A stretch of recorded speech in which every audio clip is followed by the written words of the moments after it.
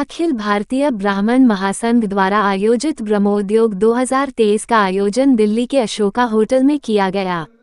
ब्रह्मोद्योग 2023 की अध्यक्षता अखिल भारतीय ब्राह्मण महासंघ के राष्ट्रीय अध्यक्ष श्री गोविंद जी कुलकर्णी ने की।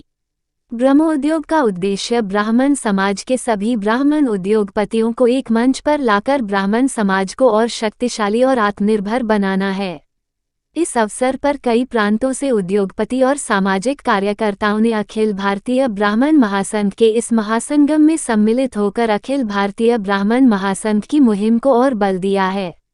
भारत के इतिहास में ये पहला ऐसा मौका है जब देश की राजधानी दिल्ली में ब्राह्मण समाज के उद्योगपतियों ने एक मंच पर आकर मजबूती के साथ कंधे से कंधा मिलाकर समाज की ब्राह्मण समाज की सेवा का संकल्प लिया है।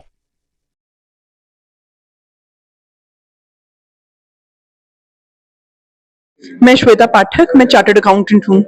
जी, तो आज ये जो यहाँ पे समागम हुआ है ब्राह्मण समाज का उद्योगपतियों का, और ये पहली बार हुआ है कि जब ब्राह्मण समाज का उद्योगपति अपने घरों से निकल के वो एक साथ इकट्ठा हुआ है। नहीं तो ब्राह्मण समाज के लोग जल्दी इकट्ठा नहीं होते, लेकिन आज यहाँ बहुत भारी संख्या में इकट्ठा हुआ है।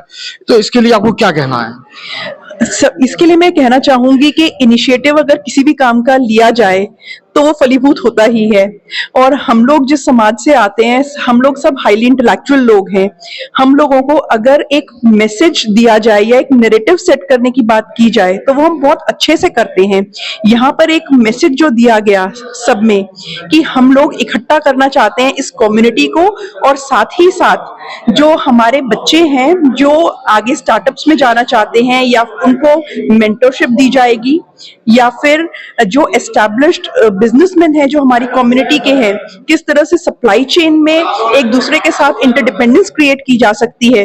तो ये जो नैरेटिव जब सेट किया गया वो सबको साथ में जोड़कर लाया, और नो डाउट कम्युनिटी की जो एक भावना होती है जो सबको एक परिवार की तरह जोड़ती है, वो तो है ही। अच्छा, आगे आप लोगों का ऐसा कोई और भी प्रोग्राम होगा? जी, टाइम टू टाइम इस तरह के कार्यक्रम आगे भी होते रहेंगे।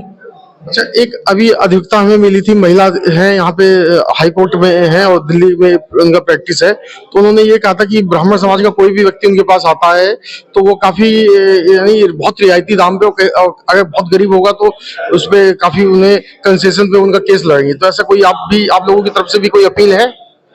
देखिए, जिसको जो पॉसिबल हो वो करना चाहिए अपने समाज के लिए, और हर चीज सिर्फ फाइनेंशियल ग्राउंड्स पे नहीं होती। अगर कोई फाइनेंशियली किसी को सपोर्ट कर सकता है तो फाइनेंशियली सपोर्ट करना चाहिए। अगर कोई श्रमदान करके कर सकता है तो श्रमदान के रूप में करना चाहिए।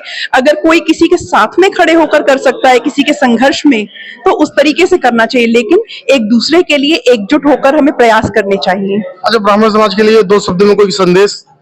मैं 2 शब्दों में ये कहना चाहूंगी, हम लोगों को एकजुट होकर अपने संस्कारों को बढ़ाने के लिए भी और बचाने के लिए भी काम करना चाहिए। कृपया आप चैनल को सब्सक्राइब कर वीडियो को लाइक जरूर करें।